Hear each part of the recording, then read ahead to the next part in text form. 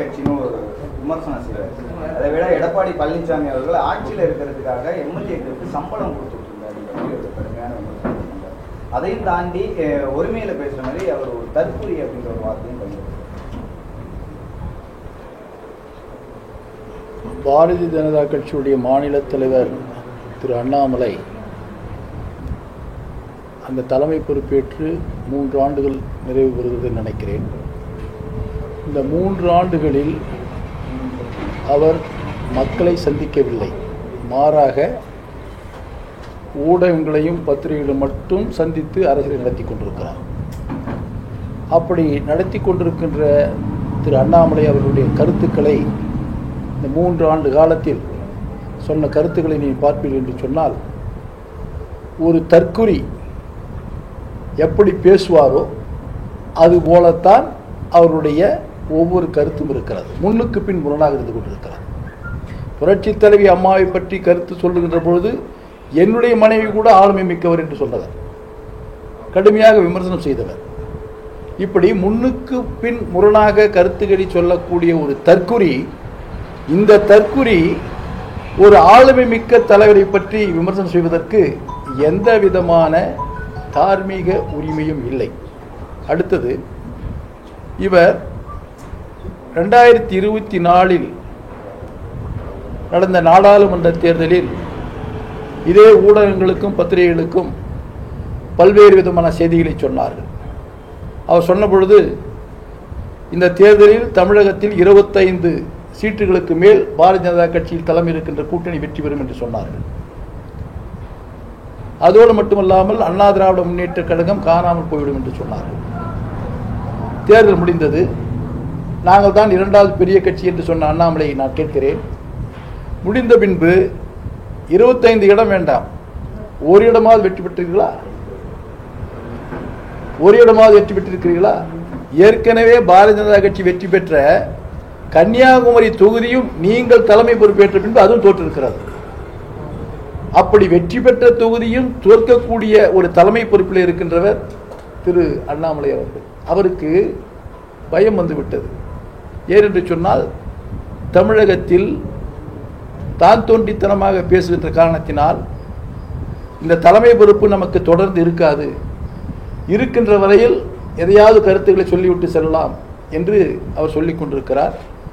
நிச்சயமாக தலைமை உணர்ந்து விரைவில் அவர் இந்த தலைமை பொறுப்பிலிருந்து வெளியேற்றுவார்கள் என்பதை தெரிவித்துக் கொள்கிறேன். அதற்காகத்தான் அவரை எப்படி வெளியேற்றுவது என்று பார்த்து ஏதோ லண்டனுக்கு படிப்பதற்கு செல்கிறேன் என்று சொல்லிக்கொண்டு இங்கே ஏமாற்றிக் கொண்டிருக்கிறார். அவர் ஒன்று புரிந்து கொள்ள வேண்டும். போற்றதற்குரிய கழகத்தினுடைய பொதுச் செயலாளர் அவர்கள் அரசியல் பின்புலம் இல்லாதவர். ஒரு சாதாரண தொண்டராக இருந்து தன்னுடைய உழைப்பால் கிட்டத்தட்ட 40 ஆண்டு காலம் உழைத்து, 40-50 ஆண்டு காலம், ஏனென்று சொன்னால் கட்சி ஆரம்பித்த பொழுதே அவர் சிலுவம்பாளையத்தினுடைய கிளை செயலாளர் பொறுப்பேற்றுக் கொண்டவர். அப்படி பார்க்கின்ற பொழுது 52 ஆண்டு காலமாக இந்த கட்சிக்காக தன்னை முழுமையாக ஈடுபடுத்திக் கொண்டு, தன்னுடைய கொள்கையிலிருந்து பிறழாமல், ஏற்றுக்கொண்ட தலைமையிலிருந்து பிறழாமல், ஒரே முகத்தோடு தமிழக மக்களுடைய உணர்வுகளை மதித்து அவர் அரசியல் செய்து வந்த காரணத்தினால்தான் எந்த விதமான அரசியல் பின்புலம் இல்லாத ஒருவர் இன்று ஒரு இயக்கத்திற்கு தலைமை பொறுப்பேற்றிருக்கிறார். இவரை போல எங்கோ சுற்றிவிட்டு யாருடைய சிபாசினாலோ மாநில தலைவருக்கு வந்து விடவில்லை. அவருடைய வரலாறையும் இவருடைய வரலாறையும் எடுத்து பார்ப்பீர்கள் என்று சொன்னால், மலைக்கும் மடுவுக்கும் உள்ள வரலாறு. இவர் சொல்லுவதற்கு எந்தவித தகுதியும் இல்லை. 2026 அதிமுக 4வது இடத்துக்கு சென்றுவிடும் என்று சொல்லுகிறார். அவருக்கு நான் சொல்ல விரும்புகிறேன், 2026 அப்பொழுதும் தேர்தல் அண்ணா திராவிட முன்னேற்ற கழகத்திற்கும் திமுகவுக்கும் தான் தேர்தல். அதிலே வெற்றி பெறுவது அண்ணா திராவிட முன்னேற்ற கழகம், ஆட்சி கட்டிலே அமர்வது போற்றுதலுக்குரிய கழகத்தினுடைய பொதுச்செயலாளர் எடப்பாடி பழனிசாமி என்பதை தெரிவித்துக் கொள்கிறேன். ரஜினிகாந்த் அவர்கள் பேசும்பொழுது 12 ஆண்டுகளுக்கு மேல ஆட்சியில் இல்லைனா கூட கட்சியை கட்டுக்கோப்பா வச்சிருந்தாரு கலைஞர் ஆகட்டும். அடுத்து இப்ப ஸ்டாலினையும் குறித்து சொல்றாரு, சிலர் 5 ஆண்டுகள் ஆட்சியில் இல்லைனா கூட ரொம்ப தடுமாறிடுறாங்க, தலைமை இல்லாததை போல அவர் வந்து ஒரு கருத்தை தெரிவிக்கிறார். திரு ரஜினிகாந்த் அவர்கள் போகின்ற இடத்தில் அங்கே இருக்கின்றவர்களை சந்தோஷப்படுத்துவதற்கு சில கருத்துக்களை சொல்லக்கூடிய ஒரு நபர். வரலாற்றை அவர் பார்க்க வேண்டும். திராவிட முன்னேற்ற கழகத்தில் நீண்ட காலமாக தலைமை பொறுப்பில் இருந்தவர் மறைந்த முன்னாள் முதலமைச்சர் திரு கருணாநிதி அவர்கள். அந்த தலைமை பொறுப்பில் இருக்கின்ற பொழுதே அதற்கு அடுத்த தலைமை ஏற்கக்கூடிய ஒரு சூழலை தன் மகனுக்கு உருவாக்கி கொடுத்து பல்வேறு நிலைகளில் அவரை உயர்த்தி கொண்டு வந்தார். அவர் ஆட்சி பொறுப்பில் ஏற்ற பொழுது முதலில் அவருக்கு இளைஞரணி மாநில செயலாளர் பொறுப்பை கொடுத்து தமிழகம் முழுவதும் சுற்றுப்பயணம் மேற்கொள்ள வைத்தார். அங்கே இருக்கின்ற தலைவர்களெல்லாம் அவர்களுக்கு உறுதுணையாக இருக்க வேண்டும் என்று உத்தரவு பிறப்பித்து அவரை மாநிலம் முழுவதும் ஒரு இளைஞர் தலைவர் என்பதை உருவாக்குவதற்கு முயற்சி எடுத்து அதில் வெற்றி கண்டார். அடுத்ததாக தேர்தல் முடிந்து ஆட்சிக்கு வந்த பொழுது தன்னுடைய மகனை அழைத்து வந்து சட்டமன்ற உறுப்பினராகி துணை முதலமைச்சர் பொறுப்பை கொடுத்து அவருடைய நல்ல துறை உள்ளாட்சி துறையை கொடுத்து நிர்வாகத்திலேயும் அவர் திறம்பட மேற வேண்டும் என்று அவருக்கு அந்த வாய்ப்பை கொடுத்தார். இப்படி எல்லா வகையிலேயும் தன்னுடைய மகனை தனக்கு அடுத்தபடியாக அவர்தான் வருவார் வேண்டும் என்று அடுத்த கட்ட தலைவர்களை எல்லாம் சரி செய்து அவர் மறைகின்ற நேரத்தில் அந்த தலைமை பொறுப்பை அவரிடத்திலே ஒப்படைத்து சென்று விட்டார். இப்படி இருக்கின்ற பொழுது ஏற்கனவே அந்த கட்சியினுடைய தலைவராக இருந்தவர் திரு மறைந்த முன்னாள் முதலமைச்சர் திரு கருணாநிதி அவரோடு பயணம் செய்து இன்னும் 30-40 ஆண்டு காலமாக அரசில் இருந்து இளைஞரணி செயலராக, மேயராக, சட்டமன்ற உறுப்பினராக, துணை முதலமைச்சராக இத்தனை பதவிகளும் அவருடைய பார்வையில் கிடைத்து இந்த கட்சிக்கு தலைமையேற்று தேர்தலை சந்தித்து முதலமைச்சராக இருக்கிறார். ஆனால் இன்று எங்களுடைய கழகத்தினுடைய பொதுச் செயலாளர் எடப்பாடி பழனிசாமி அவர்கள் இவர் இருக்கின்ற பின்புலத்தில் அவர் வந்திருக்கிறாரா என்று பார்ப்பீர் என்று சொன்னால் திரு ரஜினிகாந்துக்கு சொல்லுகிறேன், அவர் அப்படி வரவில்லை. சாதாரண விவசாயி. அவராகவே புரட்சித் தலைவர் மீது இருக்கின்ற பற்றின் பாசத்தின் காரணமாக புரட்சித் தலைவரை நேரடியாக சந்திக்காமலேயே அவர் உருவாக்கிய இயக்கத்தை கொடியேற்றி அங்கே ஒரு தொண்டனாக தன்னை இணைத்து கொண்டு 52 காலம் இந்த இயக்கத்திற்காக உழைத்து படிப்படியாக முன்னேறி இருக்கிறார். ஒரு கிளைச்சலாளர் என்று சொன்னால் அந்த பகுதியில் இருக்கின்ற கழக நிர்வாகிகள், தொண்டர்கள் அவரை கிளைச்சலாளர் உருவாக்கி கொடுத்திருக்கிறார்கள். அடுத்ததாக ஒன்றிய செயலாளர் இருக்கிறார் என்று சொன்னால் அப்பொழுது கழகத்திலே உள்கட்சி தேர்தல் வருகிறது. அந்த உள்கட்சி தேர்தலில் நின்று வெற்றி பெற்று ஒன்றிய செயலாளர் வருகிறார். அடுத்தது மாவட்ட செயலாளர் வருகிறார் என்று சொன்னால் உள்கட்சி தேர்தலில் மாவட்ட செயலாளர் பொறுப்புக்கு வருகிறார். அடுத்து தலைமை நிலை செயலாளர் தலைமை கழகத்திற்கு வருகிறார் என்று சொன்னால் அப்பொழுது கட்சியினுடைய தலைமை பொறுப்பில் இருக்கின்ற கழகத்தினுடைய பொதுச் செயலாளர் அவர்கள் இவருடைய செயல்பாடுகளை உன்னிப்பாக கவனித்து நல்ல நிர்வாகி, நல்ல தொண்டர் என்று அங்கீகாரம் கொடுத்து அவரை இந்த கட்சிக்கு அமைப்பு செயலராக, கொள்கை பரப்பு செயலாளர் கொண்டு வருகிறார். இப்படி கொண்டு வந்து அமைச்சர் பதவியும் கொடுத்து மறைகிறார். மறைந்த பின்பு பல்வேறு போராட்டத்திற்கு பின்பு இந்த இயக்கத்திற்கு பொதுச் செயலாளர் பொறுப்பேற்கிறார். எவ்வளவு போராட்டத்தை சந்தித்திருக்கிறார். திரு ஸ்டாலின் அவர்கள் அந்த கட்சிக்கு தலைமை பொறுப்பேற்பதற்கு ஒரு சிறு போராட்டத்தையால் சந்தித்திருப்பாரா? திரு ரஜினிகாந்த் இதற்கெல்லாம் புரிந்து கொள்ள வேண்டும். அவர் ஒரு நடிகர். அவர் மேடையிலே வந்து நின்ற பொழுது அங்கே இருக்கின்ற தலைவர்களை சந்தோஷப்படுத்த வேண்டும். அப்படி சந்தோஷப்படுத்துவதற்காக தான் தோன்றித்தனமான கருத்துக்களை சொல்லிவிடக் கூடாது. அப்படிதான் சொன்னார். 96க்கு பின்பு புரட்சி தலைவி அம்மாவுடைய ஆட்சியை ஆண்டவனே வந்தால் கூட காப்பாற்ற முடியாது என்று சொன்னார். அந்த ஆண்டவன் காப்பாற்றி தான் 10 ஆண்டு காலம் அடுத்ததாக நிரந்தர பொதுச் செயலாளராக இருந்து மறைந்தார் புரட்சி தலைவி அம்மா அவர்கள். எனவே இவர் சொல்லுகின்ற கூற்றுக்கெல்லாம் அவர்களை சந்தோஷப்படுத்துவதற்காக, யாரை? ஸ்டாலினை சந்தோஷப்படுத்துவதற்காக கொண்டது அல்லாமல் உழைப்பிலே உயர்ந்தவர் என்று வருகின்ற பொழுது தமிழகத்தை பொறுத்தவரையில் இன்று திராவிட இயக்கத்தில் போற்றுதலுக்குரிய கழகத்தினுடைய பொதுச் செயலர் எடப்பாடி பழனிசாமி அவர்கள்தான் உழைப்பிலே உயர்ந்து வந்திருக்கிறார்கள். புரட்சித் தலைவர் எம்ஜிஆர் கட்சியை உருவாக்கி பொதுச் செயலாளர். புரட்சித் தலைவி அம்மா அவர்கள் புரட்சித் தலைவர் மறைந்த பின்பு புரட்சித் தலைவி அம்மா அவர்கள் தலைமை பொறுப்பு ஏற்று கட்சியை காப்பாற்றுவதற்கு போராடி வெற்றி பெற்றார்கள். புரட்சித் தலைவி அம்மா அவர்கள் மறைவுக்கு பின்பு இன்று தன்னந்தனியாக கட்சி நிர்வாகிகளோடு இணைந்து, கழக தொண்டர்களோடு இணைந்து போராடி வெற்றி பெற்று இந்த இயக்கத்திற்கு தலைமை பொறுப்பேற்றிருக்கிறார். இது ரஜினிகாந்திற்கு தெரியாது. அங்கே மற்றவர்களை மகிழ்ச்சி செய்ய வேண்டும். அதற்காக சில கருத்துக்களை சொல்லுகிறார். அதே போல ரஜினிகாந்த் அவர்கள் திமுகவில் வந்து சீனியர்களை சமாளிக்கிறது ரொம்ப கஷ்டம் அவங்கள வந்து ரொம்ப கஷ்டப்பட்டு சமாளிக்கணுன்றாங்க. அதை முதல்வராகட்டும் எல்லாரும் வந்து மகிழ்ச்சியா வரவேற்கிறாங்க. அதே சமயம் துரைமுருகன் வெளியில வந்து ஒரு பேட்டி கொடுத்துருக்காரு. அதே போல வயசான பல்லு போனவங்க எல்லாம் நடிச்சிட்டு இருக்கிறதால இளைஞர்களுக்கு வாய்ப்பு கிடைக்கலன்றாரு. இதன் மூலம் அந்த ரஜினியோட கருத்தை வந்து துரைமுருகன் வந்து எதிர்க்கிறாருன்றதை புரிஞ்சிக்க முடியுது. அதே சமயம் மற்றொரு புறம் உதயநிதி ஸ்டாலின் சொல்லும் பொழுது அந்த ரஜினிகாந்தனுடைய கருத்தை ஆதரிக்கிற மாதிரி ஒரு கருத்தை சொல்றாரு. சீனியருங்க விலகி வழிவிட்டு எங்களை கைப்பிடிச்சி அழைச்சிட்டு போங்கன்ற ஒரு கருத்தை சொல்றாரு. அதன் மூலம் மறைமுகமா வந்து துரைமுருகன் போன்றவர்கள் எல்லாம் ஒதுக்க நினைக்கிறதா திமுக? அதாவது ஒரு மிகப்பெரிய சந்தேகம் வலுக்கிறது. திரு ஏவா வேலு அவர்கள் எழுதிய புத்தகத்தை வெளியீட்டு விழாவிலே நடிகர் ரஜினிகாந்த் அவர்களை பெற்றுக்கொள்வதற்காக கட்சியினுடைய தலைவர் திரு ஸ்டாலினுடைய அனுமதியோடு ஏவா வளர்ந்த நிகழ்ச்சி ஏற்பாடு செய்திருக்கிறார். எங்களுக்கு வருகிற சந்தேகம் என்னவென்று சொன்னால், ஸ்டாலின் அவர்கள் சொல்ல வேண்டிய கருத்தை நேரடியாக பொது மேடையிலே சொல்ல முடியாத ஒரு சூழல் இருக்கின்ற காரணத்தினால் திரு ரஜினிகாந்த் அவர்களை வைத்து இந்த சீனியர்களை வெளியேற்றுவதற்கு ஒரு அச்சாரத்தை, ஒரு பிள்ளையார் சொல்லியை திரு ஸ்டாலின் அவர்கள் போட்டிருக்கிறார் என்றே நான் கருதுகிறேன். அதற்கு உரிய காரண காரியங்களும் சரியாகவே வந்து கொண்டிருக்கிறது. ஒரு கட்சிக்கு கடுமையாக உழைத்தவர் திரு துரைமுருகன் அவர்கள். துரைமுருகன் அவர்களை வளர்த்தவர் புரட்சித் தலைவர் எம்ஜிஆர், வளர்த்து ஆளாக்கியவர் புரட்சித் தலைவர் எம்ஜிஆர். ஆனால் புரட்சித் தலைவர் எம்ஜிஆர் அவர்கள் வளர்த்து ஆளாக்கினாலும் கூட திரு துரைமுருகன் அவர்கள் எனக்கு எம்ஜிஆர் அனைத்தும் கொடுத்தார், ஆனால் எனக்கு தலைவர் என்னுடைய தலைவர் கருணாநிதி தான் என்று திரு துரைமுருகன் அவர்கள் சொன்னார்கள்.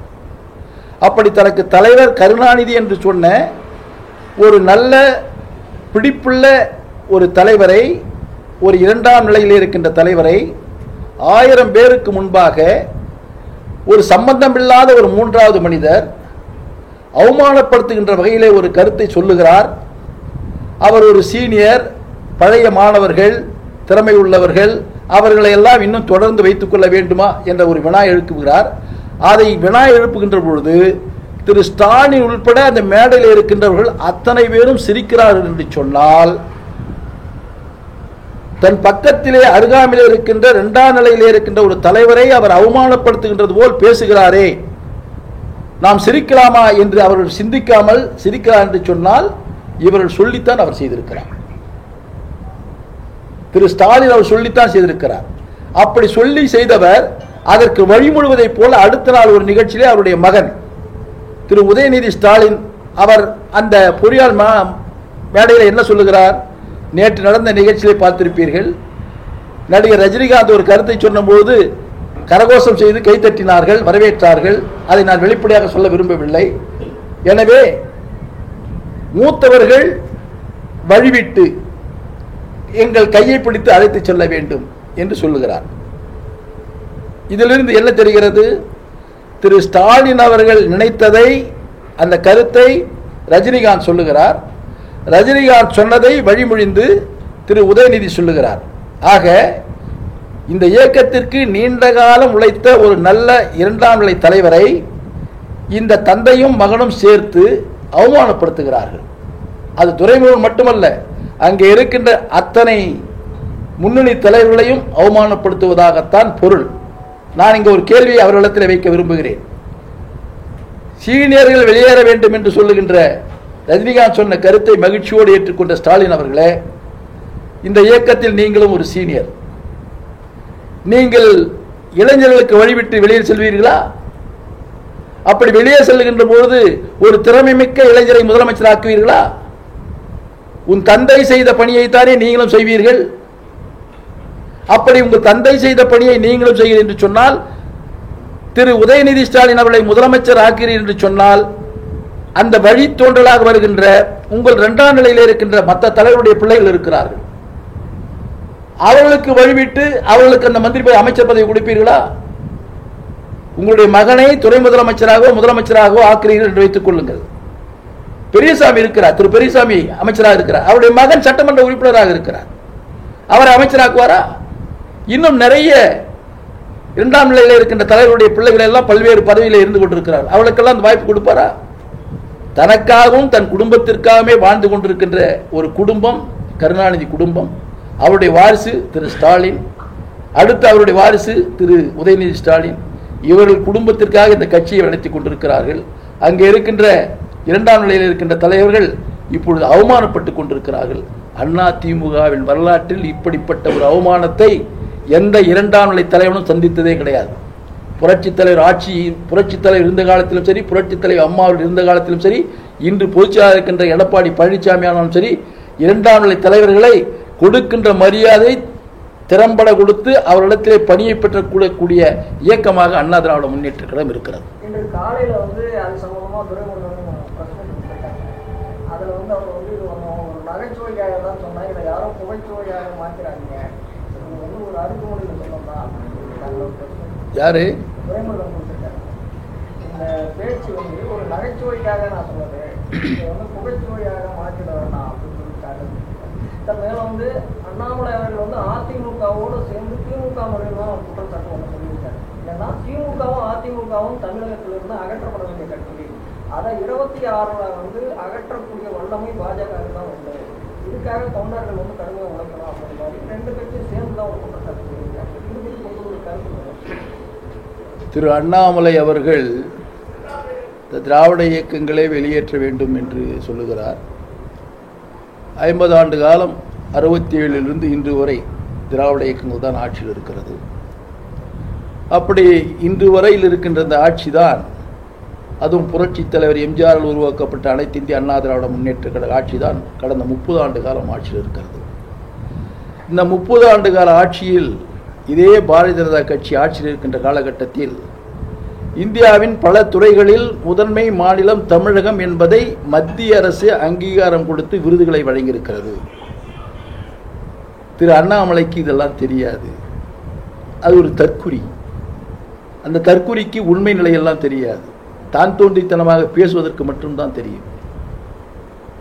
இந்த ஆட்சியில்தான் புரட்சி தலைவி அம்மாவில் ஆட்சி பொறுப்பில் இருந்தபொழுது இந்தியாவிலேயே கல்வி அறிவில் 30 சென்றடையக்கூடிய அந்த பர்சன்டேஜ் 54% 19 வந்துவிட்டது.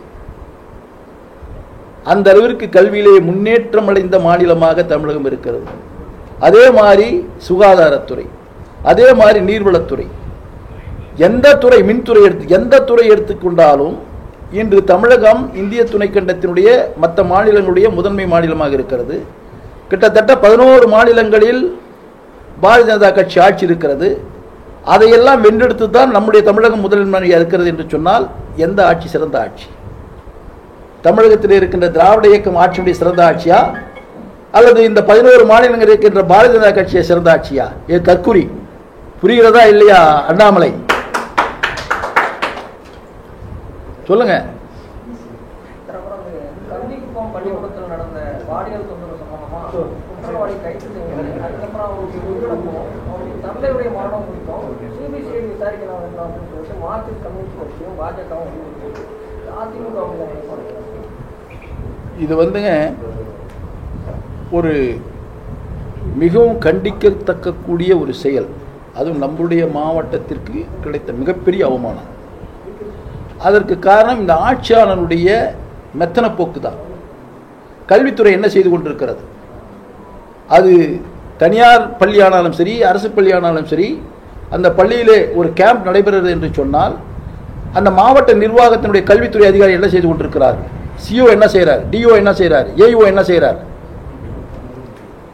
கல்வித்துறையில் நடக்கிற ஒவ்வொரு நிகழ்ச்சியும் அவர்களுக்கு தெரிந்திருக்க வேண்டுமா வேண்டாமா? நீண்ட காலமாக நடந்திருக்கிறது என்று சொல்கிறார்கள்.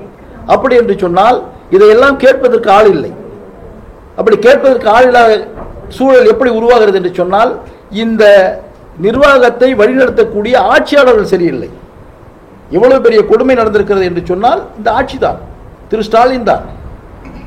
இன்று நம்முடைய மாவட்டத்தில் பல்வேறு இடங்களில் வன்முறைகள் நடந்து கொண்டிருக்கிறது. அதற்கு என்ன காரணம்? கஞ்சா.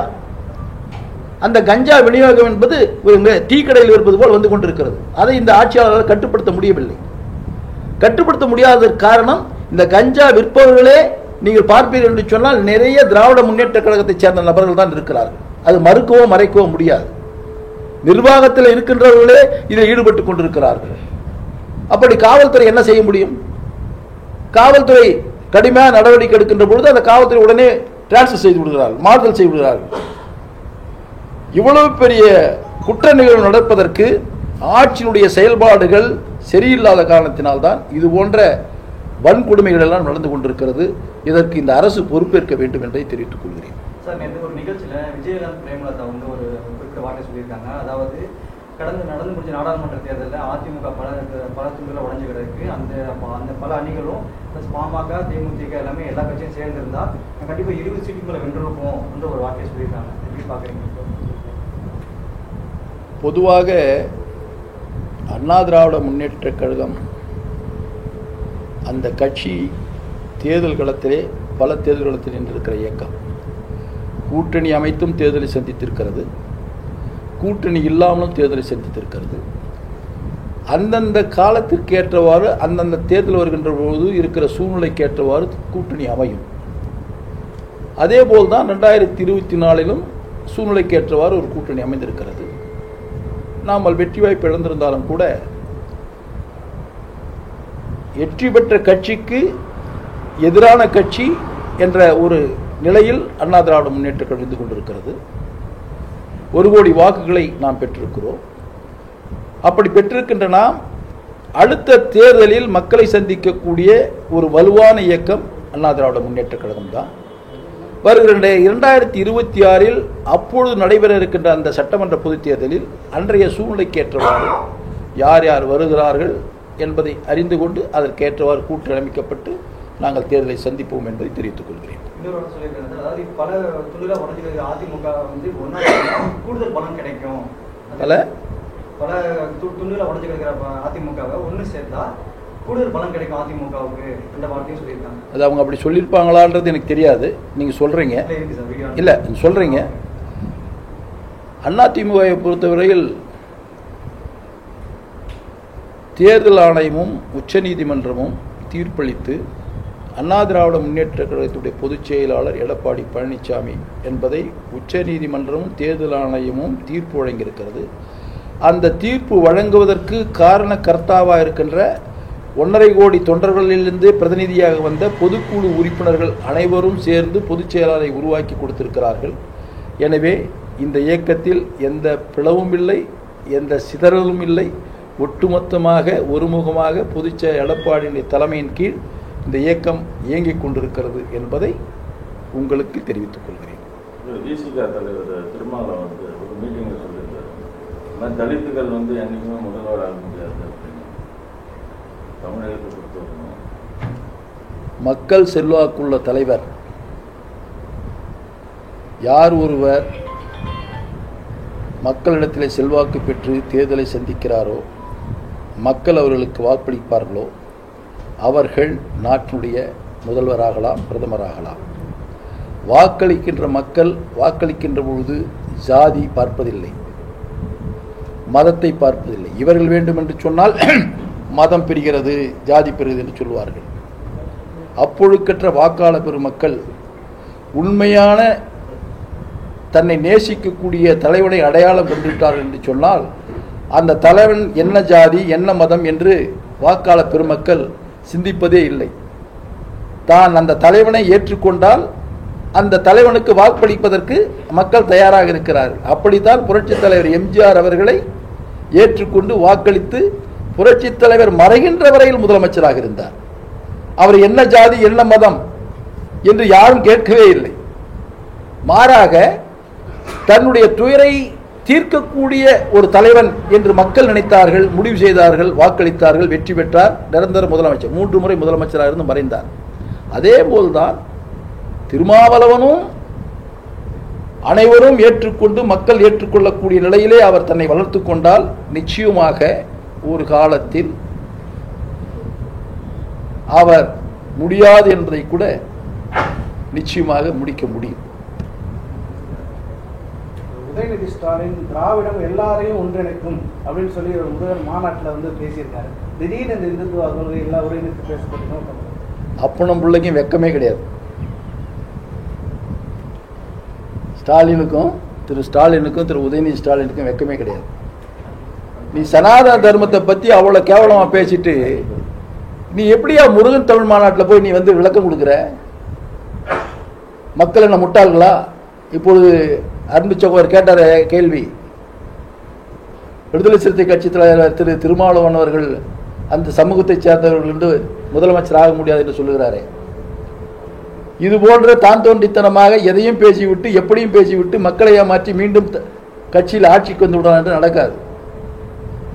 நீ வந்து அந்த மாநாட்டுக்கு போய் கலந்த மாட்ட, ஒரு போலி கௌரவம், நீ சாமி கும்பிட்றதில்ல நான் பகுத்தறிவாளின்னு சொல்லிட்டு ஏமாத்திக்கிட்டு நீங்க எதுக்கு வந்து இங்கிருந்து போயிட்டு அவர் வந்து காணொலி காட்சியில் பேசுறீங்க?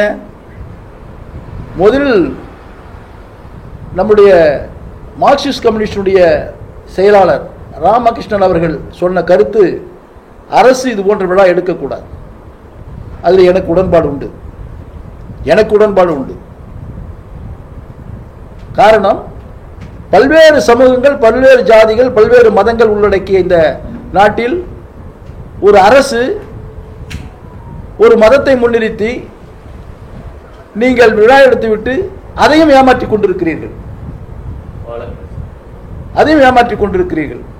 தந்தையும் பிள்ளையும் அந்த மாநாட்டிற்கு செல்லவில்லை, ஆனால் காணொலி காட்சியிலே பேசிக் கொண்டிருக்கிறீர்கள். யாரை ஏமாற்றுகிறீர்கள்? முருகன் கேட்டாரா? அவரவர்கள் தெய்வம் அவர்கள் இஷ்டத்துக்கு போய் கும்பிடுகிறார்கள். இப்போ நான் கூட தான் ஒரு இந்து, நான் கூட நிறைய கோயிலுக்கு போறேன், கும்பிடுறேன். நான் அந்த அரசியல் மேடையில் வச்சுக்கிறதா என்ன? அது என் தனிப்பட்ட என்னுடைய மனதிற்கு, என்னுடைய ஆன்மாவிற்கு ஒரு சாந்தி அளிக்கக்கூடிய ஒரு இடம் என்று கருதி நான் அங்கே சென்று கொண்டிருக்கிறேன். அதே போல்தான் இஸ்லாமிய பெருமக்களும் அவர்களுக்கு தேவையான மதத்தில் அவர்கள் கலந்து கொண்டு அவர்கள் சாந்தி அடைய வேண்டும் என்று அங்கு சென்று கொண்டிருக்கிறார்கள்.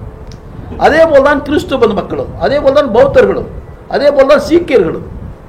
இப்படி பல்வேறு மதங்களினுடைய உணர்வுகள் அவர்களுக்கு ஏற்றவாறு அவர்கள் தொழுகையோ கும்பிட்டு கொண்டிருக்கிறார்கள். அதிலே அரசியல் கலப்பது என்பது தேவையற்ற ஒன்று. அமைதியாக இருக்கின்ற ஒரு நாட்டில் இப்பொழுது பிளவுபடக்கூடிய ஒரு சூழல் வருகிறது என்று சொன்னால், தன்னுடைய அரசியல் ஆதாயத்திற்காக இவர்கள் மதத்தை கையில் எடுத்துக் கொள்வதால் தான் இவ்வளவு பிரச்சனை வருகிறது. தேர்தல் வாக்கு வங்கிக்காக மாநாடு, பழனி மாநாடு, தேர்தல் வாக்கு வங்கி என்றெல்லாம் சொல்ல முடியாது. எப்படியாவது மக்களை ஏமாற்ற வேண்டும் என்பதற்காக திரு ஸ்டாலின் அவர்கள் போடுகின்ற நாடகம்.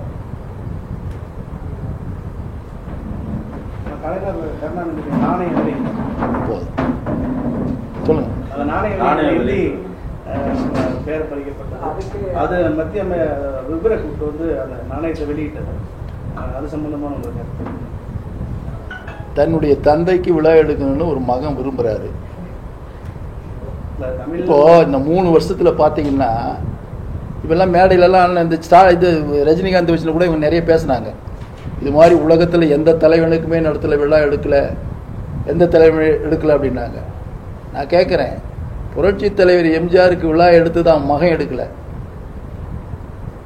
நூற்றாண்டு விழா எடுத்தது புரட்சி தலைவர் எம்ஜிஆர் மகன் எடுக்கல, புரட்சி தலைவர் எம்ஜிஆருடைய தொண்டன் எடுத்தார். அப்படி தொண்டன் எடுத்த அந்த விழாவில் வந்து ஒவ்வொரு மாவட்டத்துக்கு நூற்றாண்டு விழா கொண்டு அந்த மாவட்டத்தினுடைய வளர்ச்சிக்காக பல்வேறு திட்டங்களை அறிவித்தார். திட்டங்களை அறிவித்து நடைமுறைப்படுத்தி கொண்டிருந்தார். இதுதான் தான் ஏற்றுக்கொண்ட தலைவனுக்காக தான் செலுத்தக்கூடிய அஞ்சலி. ஆனால் திரு ஸ்டாலின் அவர் தன் தந்தைக்காக எடுக்கிற அந்த 3 வருஷத்துல என்ன பண்ணாரு? அங்கங்க கட்டடத்தை கட்டி கலைஞர் நூலகம், அந்த நூலகம், இந்த நூலகம் தான் வச்சாரு. வேற ஏதாவது ஒரு திட்டத்தை கொண்டு வந்தாரா? அப்பனுக்கு மகன், பாட்டனுக்கு பேரன், இவங்க 2 பேரும் சேர்ந்து நாட்டை ஏமாத்திக்கிட்டு தன் அப்பனுக்கும் பாட்டனுக்கும் விழா எடுத்துட்டு இருக்கிறாங்க. இதுக்கு சைஞ்சக் போறது இந்த ரஜினிகாந்த் மாதிரி ஆளுங்கெல்லாம் வந்து தாளம் போட்டு உட்காந்துக்கிறாங்க. வேற ஒன்றும் இல்லை. இந்த நாணயம் வெளியிட்டதுக்காக வந்து இபிஎஸ் அவர்கள் கண்டனம் தெரிவித்தாங்க சார். அவங்க வந்து எதிர்கட்சிக்காரங்க காங்கிரஸ் யாரையும் கூப்பிடல அப்படின்னு சொல்லி ஒரு கருத்தை சொன்னாங்க. அதுக்கு வந்து அண்ணாமலை அவர்கள் சொன்னாரு, தேவைப்பட்டா ஜெயலலிதாவுக்கு நாணயம் வெளியிடணும், நாங்கள் உதவி செய்யறதுக்கு தயார் அப்படின்ற ஒரு கருத்தை வந்து முதல்ல இந்த தற்குறி அண்ணாமலை முதல் தெரிஞ்சுக்கணும். அவர் என்ன ஒரு ஐபிஎஸ் படிச்சிருக்காரா, வேற எதனா படிச்சிருக்காரா? இல்லையா இவர் கையில் இருக்கிற மாதிரி பேசிட்டு இருக்காரு. இவர் நிர்வாகமையாது. மத்திய அரசுல வந்து நாணயம் வெளியிடுற நிர்வாகம், ஃபைனான்ஸ் டிபார்ட்மெண்ட், யார் கேட்டாலும் கொடுக்கணும். அவங்க அதுக்கு ஒரு நாம்ஸ் வச்சிருக்காங்க. அந்த நாம்ஸ் பிரகாரம் இருந்தாங்கன்னா நீ நாணயத்தை வெளியிட்டு போலாம். போஸ்ட் இது ஸ்டாம்ப் பேப்பர் எழுதிட்டு போலாம். எத்தனை பேருக்கு அனுப்பிச்சிருக்காங்களே. அது மாதிரி ஒரு முதலமைச்சராக தன் தந்தைக்கு வந்து நாணயம் ஒண்ணுன்னு சொல்லிட்டு 100 ரூபாய் நாணயத்தை வந்து அவன் மகன் கேட்கிறாரு. மகன் கேட்டா வந்து மத்திய அரசு சொல்லுது, அந்த டிபார்ட்மெண்ட் கொடுக்குது. அந்த டிபார்ட்மெண்ட் கொடுத்தது தமிழ்நாடு அரசு தான் அந்த விழாவை எடுக்குது. பொய் சொல்றாரு முதலமைச்சர் ஸ்டாலின். கடுமையான ஒரு முறை முதலமைச்சர் தப்பா பேசுறாரு. ஏன் வெளிப்படையா சொல்ல வேண்டியது தானே? ஆமா, என் தந்தைக்கு நான் விழா எடுத்தேன், மத்திய அரசுல இந்த ஃபைனான்ஸ் டிபார்ட்மெண்ட்ல நான் கேட்டேன், அவங்க கொடுத்தாங்க. நான் கொடுத்த பின்னாடி மத்திய அரசுல இருந்து ஒருத்தர் கூட்டணும்னு நினைச்சேன். அப்படி கூப்பிடும் போது அவர் 2வது இடத்துல இருக்கிற ராஜ்நாத் சிங் கூட்டம் அவர் வரேன்னு சொன்னாரு. வரேன்னு சொன்னதே நான் விழா எடுத்தேன், தமிழ்நாடு அரசு தான் விழா எடுத்துச்சு. சொல்ல வேண்டியது தானே? ஏன் அவர் வெக்கப்படுற? ஏன் கௌரவத்தை குறையுது அவனுக்கு? உங்க அப்பனுக்கு வந்து மத்திய அரசு வந்து விழா எடுக்கின்ற அளவுக்கு உங்க அப்பா வந்து ஒன்றும் பெரிய ஆள் இல்லை. நீ தான் விழா எடுத்துட்டு இருக்கிற. அப்பனுக்கு புள்ள விழா எடுத்துட்டு இருக்கிற, வேற யாரும் எடுக்க கிடையாது. ஆனா புரட்சி தலைவர் எம்ஜிஆருக்கு வந்து அவன் தொண்டை எடுத்திருக்கான். திரு கருணாநிதிக்கு வந்து துரைமுருகன் எடுத்திருந்தாருன்னா பாராட்டி இருப்பேன். ஆனா எடுத்தது திரு மு.க. ஸ்டாலின், அவங்க மகன். அதுக்கு வழிமொழிஞ்சது உதயநிதி ஸ்டாலின் பேரன். இதை வச்சுக்கிட்டு நீ வந்து ஏதோ இங்க பாப்பேன் வழிகாட்டி அது காட்டின்னு வழிகாட்டியவர் வந்து இந்த தமிழ்நாட்டில் வழிகாட்டியவர் கர்ம வீரர் காமராஜ், பேரறிஞர் அண்ணா, புரட்சி தலைவர் எம்ஜிஆர், புரட்சி தலைவி அம்மா. இந்த 4 ஆண்டுகளில் திறம்பட ஆட்சி நடத்தி பல்வேறு திட்டங்களை கொடுத்தவர் எடப்பாடி பழனிசாமி. நன்றி. செய்திகளை உடனுக்குடன் தெரிந்து கொள்ள நமது அம்மா இணையதள தொலைக்காட்சியை சப்ஸ்கிரைப் செய்து அருகில் உள்ள பெல் ஐகான்